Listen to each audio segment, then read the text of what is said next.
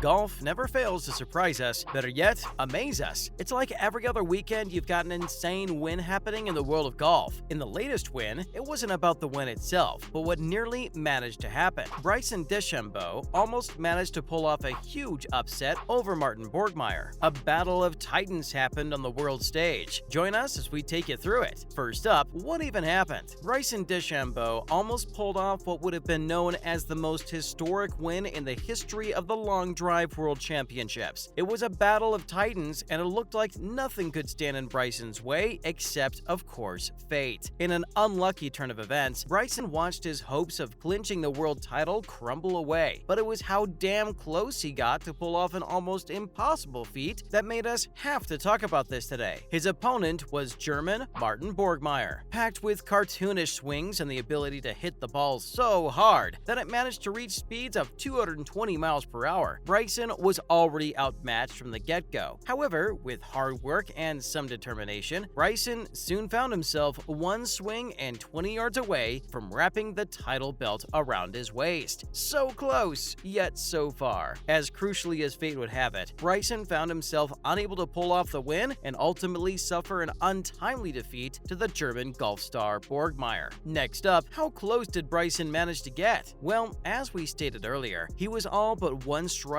and a length of 20 yards away from securing victory. It would have been a colossal win for him, and one that was as treasured as his US Open win from back in the day. Bryson was one of the top golfing names who defected over to the LIV Golf Tour from the PGA Tour. In this tournament, he managed to make it to the two-man final and almost ended up winning the whole thing before being stopped in his tracks by Martin Borgmeier. Nevertheless, the event had been etched into every golf fan's mind. The golf field went through hell, being whittled through 4 rounds, from 16 to 2 on a Saturday. DeChambeau managed to find the grid with 3 of his allotted 6 drives and managed to top out at a 400-plus yard drive. Of course, Martin Borgmeier is well known for his monstrous drives and the ability to lob the golf ball farther than what we're usually accustomed to. After managing to hit this third ball up to 416 yards and following that up with a shot that went up to 426 yards, this all but clinched the title for the German grandly. The golf pro was seen to be ecstatic, kissing his wife and children before running a few victory laps of the golf course, before finally making his way over to the mic. Coming up, what did Borgmeier have to say? By the time he finally got up onto the podium, Borgmeier was huffing and puffing out of joy. He started with the normal thanks to everyone who'd come out to support the game of golf, then he turned his attention to DeChambeau and awarded him with praise on the fact that he was able to help bring golf to the level that it's at today. He talked about how a year ago, someone as popular as Bryson DeChambeau entered the sport of golf and helped bring it to the level that it's at today. He thanked him for helping the sport of golf level up in the way that it did. He also went ahead and applauded Bryson on how well he played, considering he only entered professional golf a little over a year ago and was already reaching tournament finals and hitting drives of up to 400 yards. Phenomenal is how he described it. Besides, Bryson DeChambeau may serve as an inspiration to us normies that anyone can get good at golf, at least enough to play on some standard of the pro level as long as they work hard enough for it. DeChambeau may be paving the path for many retired sports stars switching over to golf after their main career is over. It might as well be considered a golf revolution. We'll just have to wait and see how it all plays out in the coming future. Finally, what's Bryson DeChambeau up to now? Well, coming off that loss must be a tough pill to swallow, as in what can be considered his rookie year in the sport, he already came close to clinching the title at one of the tournaments. We can assume the now-turned pro golfer is resting and recuperating until the next time he steps onto a golf field and does what he is probably going to be known for soon enough: big shots and an enormous sense of style. We can only lie in wait as we wait for him to come out with what could well be a win in his rookie year, as he's already gotten so close to winning his first ever golf title. DeChambeau performed for a lifetime, and we don't think anyone is going to forget about it anytime soon. For now, he'll be as eager as we are to see himself win a championship. I mean, who doesn't like to see themselves on TV? Imagine wearing that belt on live television and running laps around the golf course in triumph. Many people still hold on to the hope that they'll see DeChambeau with a title in his hands sooner than later. We ourselves are excited to see the guy make history by having the shortest career ever before winning a few major golf titles. The man has the potential to break one of the biggest records ever, and we're all for it. So with that being said, we wish the man good luck. Other news. First up, Rahm, frustratingly, Finally, 2 shots back at the Spanish Open. Try as he might, things just didn't seem to be going Jon Rahm's way at the Spanish Open. The man was gunning for a 3rd Spanish Open victory to finally equal Seve Ballesteros' victories in the golf competition. Rahm, after finishing off his opening round with a score of 63, finished with a 3 under 68 in the final round and fell 2 shots off the lead. Now, during a post-match interview with the press, the 2-time champion stated that this score wasn't that bad and that he had the feeling that he could get them next time. Now, Rahm wasn't the happiest camper on the golf course, as he could be seen visibly frustrated with the way he was playing from early on. After getting his first bogey on his 5th hole, he had a bad drive on the following hole and could be heard cursing loudly in Spanish before moving on. It's important to note that game tilt is a real thing, and it could have been this inability to retain his composure that led to him ultimately falling behind on the score. Next up, Spencer Levin goes Happy Gilmore mode. So in case you're not as big an Adam Sandler fan as we are, Happy Gilmore was a 1996 movie about a golfer with anger issues. However, that isn't the comparison we're bringing for you today. Basically, as the story goes, Spencer Levin was fishing around in his garage when he found this hammy-branded putter that required the user to have a very distinct type of form, what the public is calling the Happy Gilmore. The form holds a lot of weight, as according to the golfer, since he's been using the putter, he's managed to make 11 birdies. That sounds insane on paper, but proving it on the golf course is another challenge entirely. We'll be looking forward to seeing Spencer Levin hit the big screen as he props himself up to play his first tournament using this intriguing club. Who knows? Maybe it'll be one of those Disney movies and it'll have magic powers or something. We're hoping to see something crazy like that, considering how hyped this new club is. Guess we'll just have to wait and see. Finally, Tiger Woods joined the Ryder Cup team. Okay, so Tiger Woods is a big name in the golf world. Most people know the name Tiger Woods without even knowing how golf works. That's how big and famous the name is. So recently, U.S. captain Zach Johnson announced that he's not sure whether Tiger Woods will be playing in the Ryder Cup team next year, but he'll be a part of the team in some capacity. He talked about how the golf phenom is already a part of the team in a certain capacity, though they're not quite sure now. Whatever the case is, we can rest assured that one of the biggest names in golf will be representing the United States on an international platform. Now we just wait to find out how exactly Woods plans on doing that. Could it be as a player or from a managerial coach standpoint? We're hyped to find out. That's a wrap for this video. Do you think Bryson DeChambeau can pull off the impossible next time around? Let us know in the comments below. Make sure to give this video a thumbs up and subscribe to our channel for more videos like this. See you at the next one.